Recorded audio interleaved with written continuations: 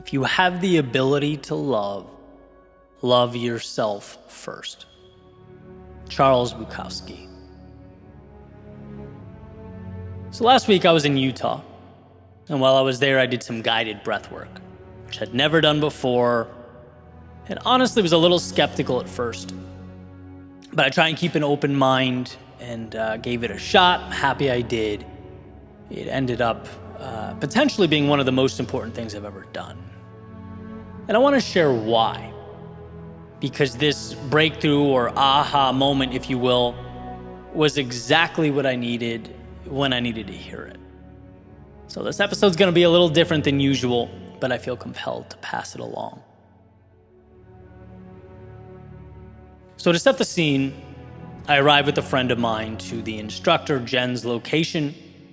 She gave us an overview, kind of explaining what the next hour is going to look like, and handed me a notebook to write down my goal for the session.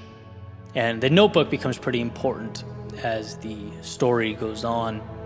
But I opened it, and I wrote what I'd like to use this session to reflect on. It happened to be the walls that I have a tendency to build around myself, right? That day, that felt like the most pertinent obstacle in my life. I saw it as an opportunity to push back against that reality that human beings love to create normal and then latch onto it. And that's not ideal, because when we do that, we stop looking for places to grow, we stop pushing, we stop seeking to live life to the fullest. In other words, we settle. And so I wrote that down. I closed the notebook, laid back on this incredible fuzzy blanket, and the music got turned on. We began the breathing pattern. In, out. In, out. Jen started guiding us, verbally taking us back to a conversation with our younger selves. The journey had begun. And this is the part where things get really interesting, because my thoughts really did feel like some strange mix of dreaming and hallucinating, just from breath work. But at some point, she referenced the need to let go and said the words, we weren't meant to suffer or hold on to suffering. And that really cut deep, because I know there are so many places where I've rationalized continuous suffering in my life. I'd speculate that in some way, we all do. When the hard thing or the uncomfortable thing, when they stop being stepping stones and instead just become the way things are, becomes a concession. Hey, this doesn't feel good, but it's my life. This person holds me down, but it's how things are. I don't like doing this every day. It eats at me, but hey, life, am I right? That's learned helplessness. It hides in the corners and the nooks and crannies of life, subtle enough that we don't give it much thought. And I imagined very vividly climbing down a ladder placed on the edge of this dark canyon that went straight down. Down, down, down. Everything, my entire landscape was black and white. There was zero color, except for the rays of light barely visible at the bottom.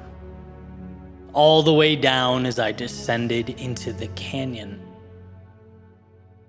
The colors, they'd get a little stronger, a little brighter, as if every step put a little more vibrance into my life.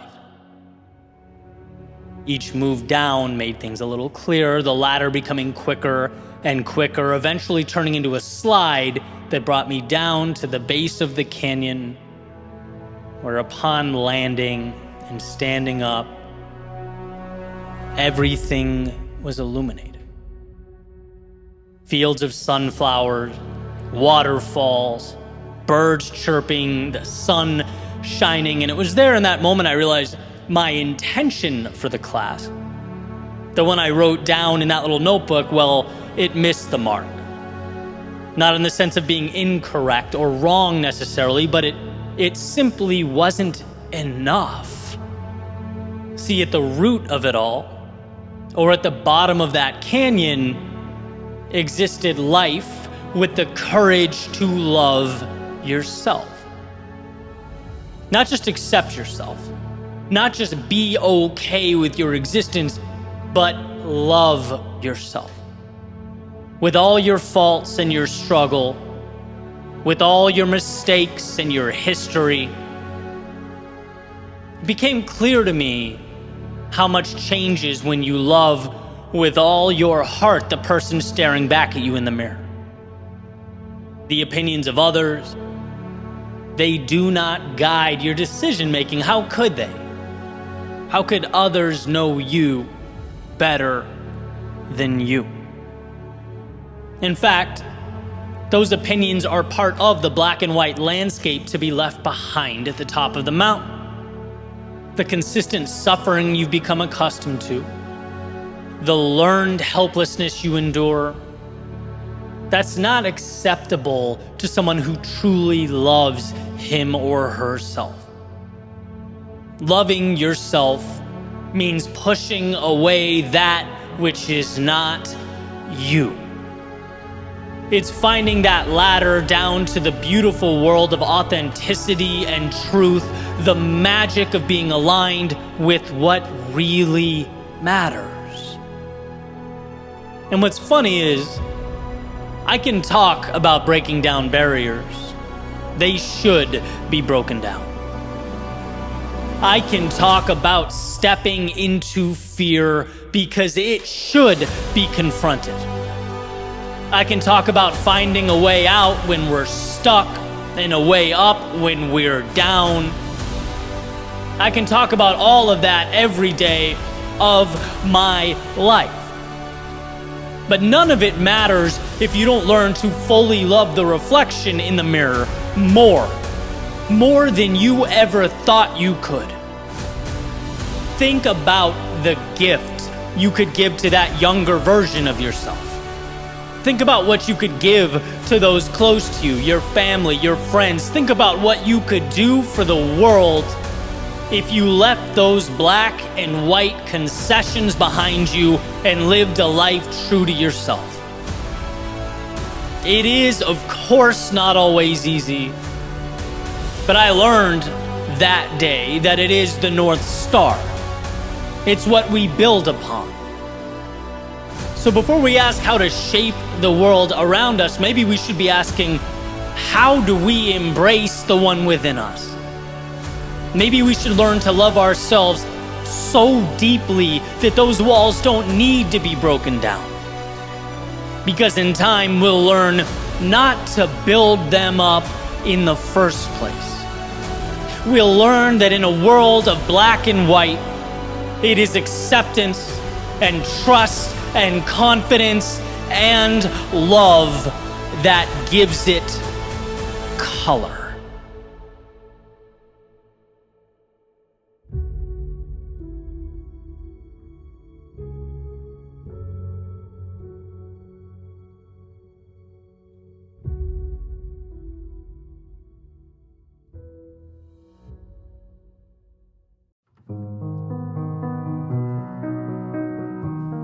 There's a quote attributed to H. Jackson Brown Jr. He says, "Nothing is more expensive than a missed opportunity." I tend to agree with this. I also think it's interesting that these missed opportunities are also the most difficult, if not impossible, to quantify. Right, so if you think about our common understanding of progress or growth, it's a sacrifice. Right? It's doing X brings us Y. Doing the work gets the result. It's a simple formula, and you can show your proof. You can work backwards. Right? I started working out 1 hour a day 6 months ago. This is what I look like now. The cost was 1 hour a day. The result, well, this is what I look like now. But what's the inverse of that thinking? What's the cost of not doing the work or starting the journey or taking the steps? See, we don't think about that. We don't think about the opportunity cost. Our instinct is not to question the actions we don't take. I was listening to an old lecture from Jim Rohn, who I love because he's such a practical thinker. He's got ideas you can literally, plug right into your life. And he had an amazing point. He was talking about a conversation with an old friend in which he asks his friend, who apparently watches a lot of TV, he says, "Hey, what does that TV cost?"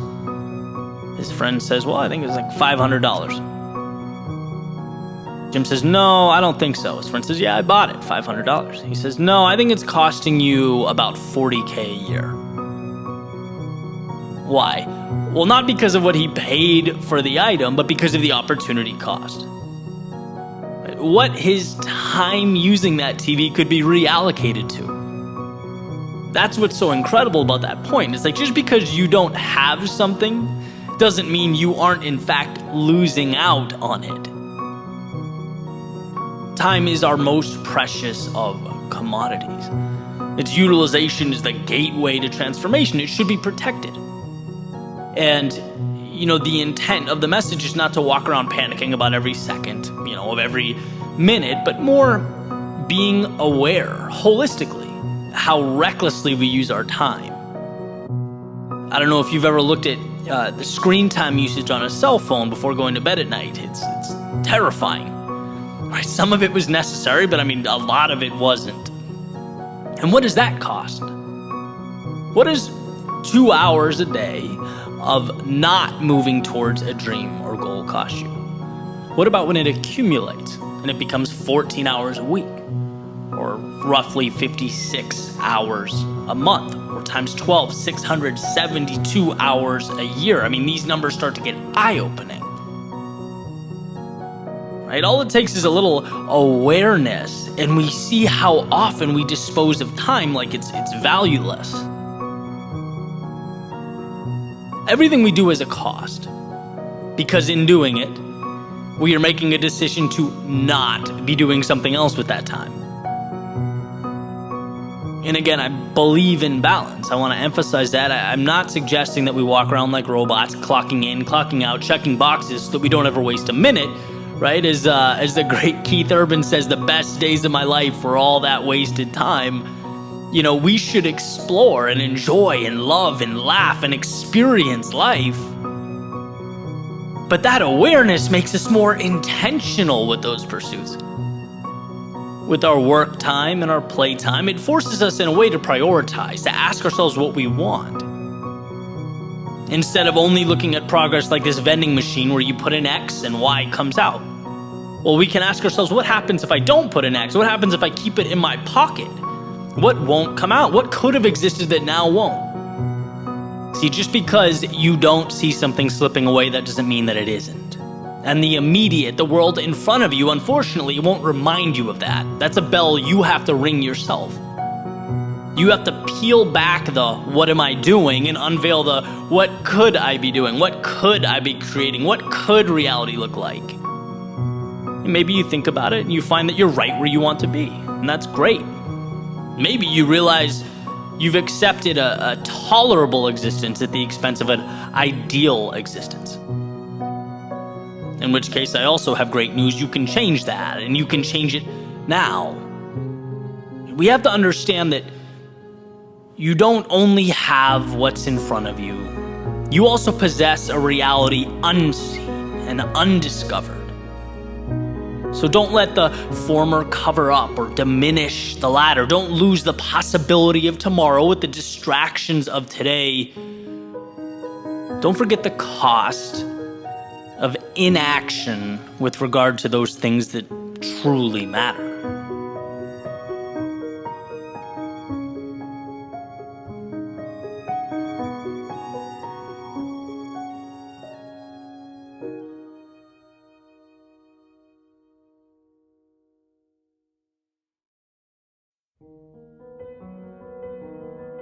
Just go.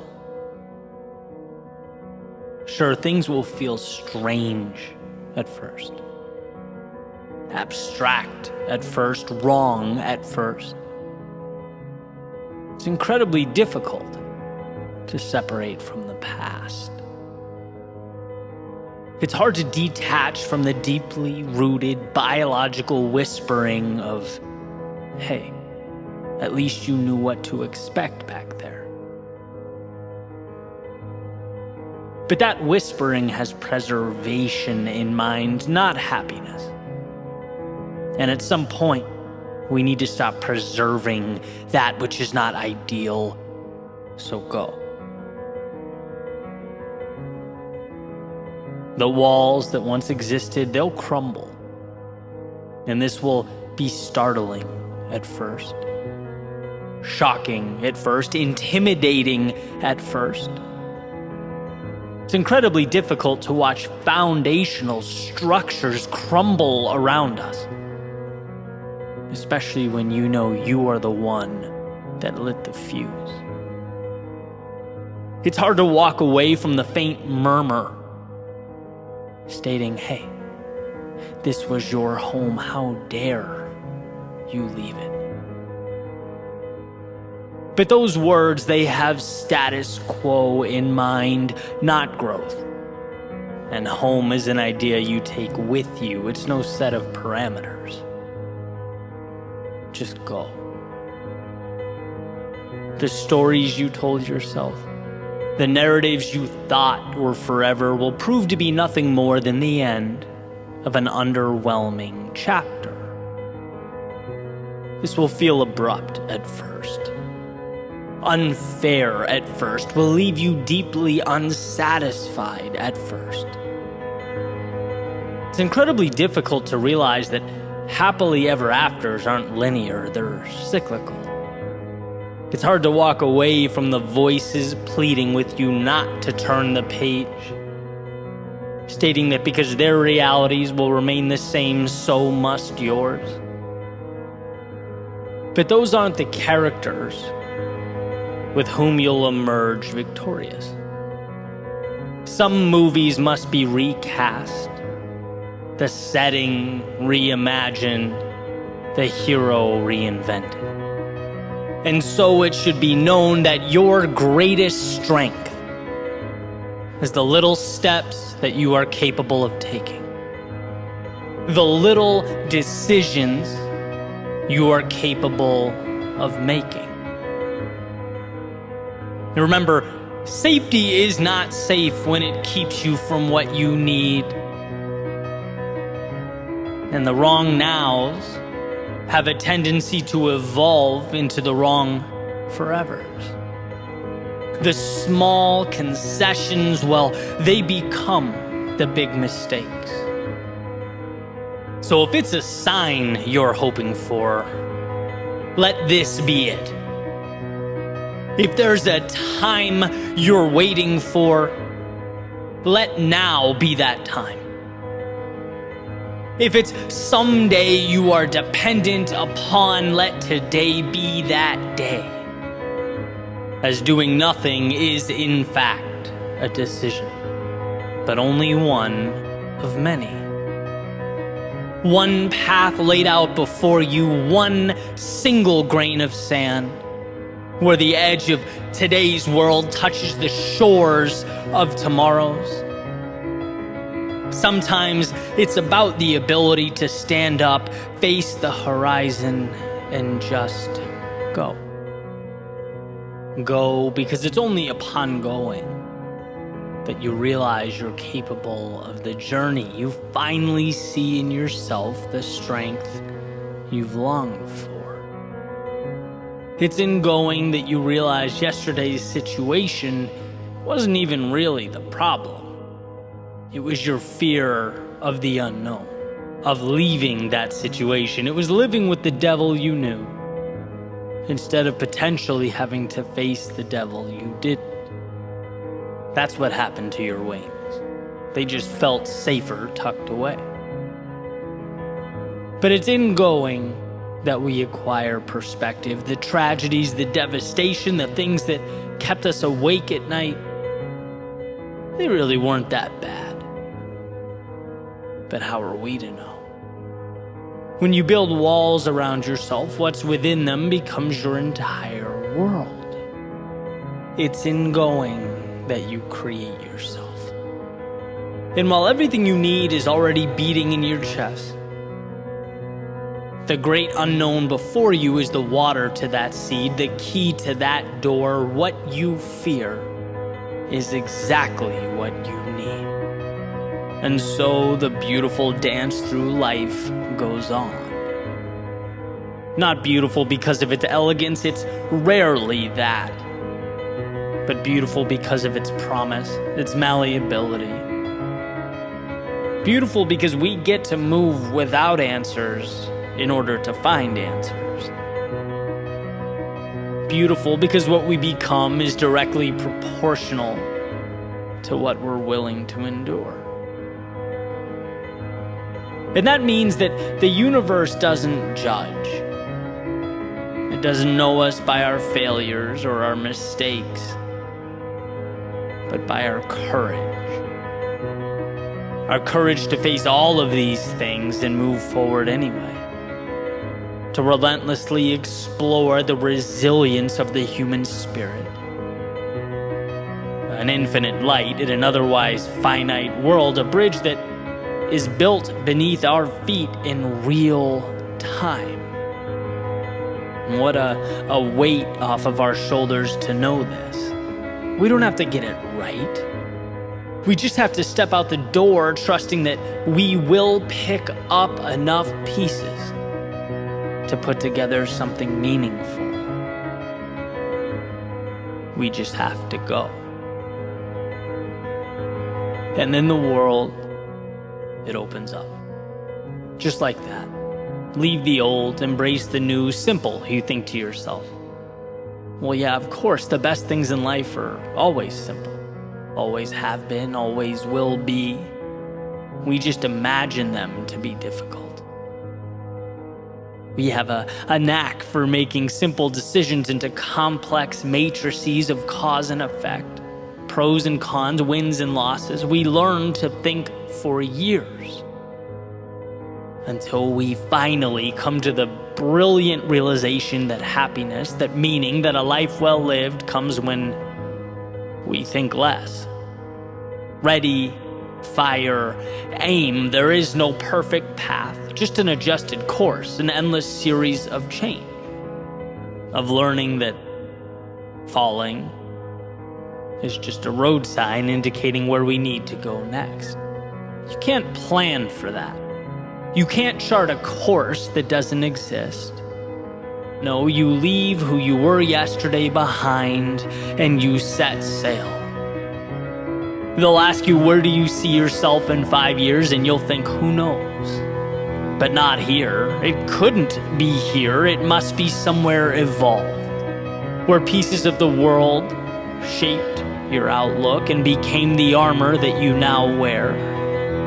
New game, new rules, new expectations, new people, new places.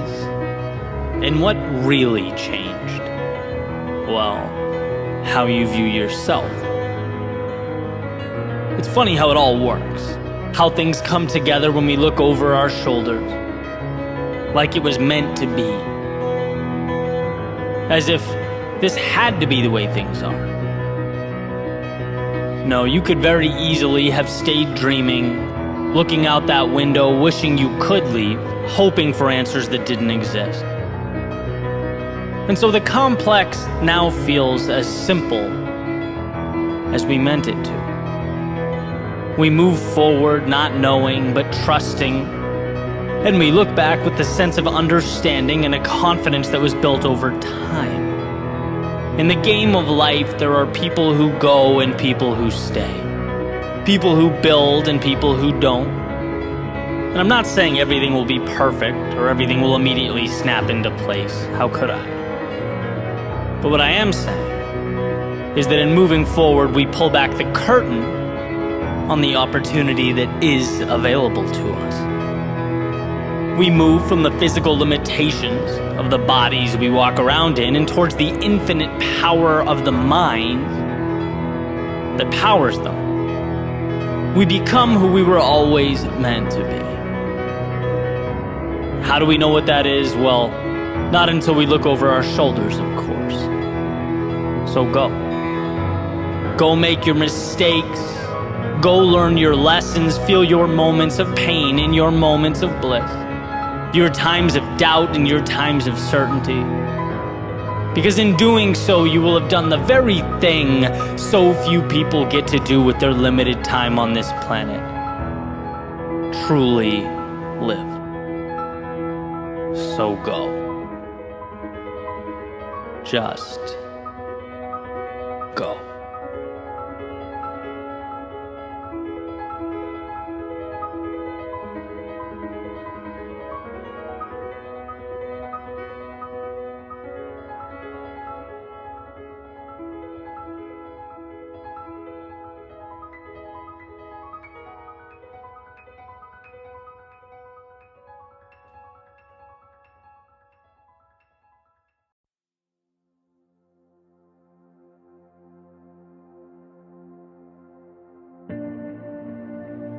Someday, the things that you currently don't understand will make sense.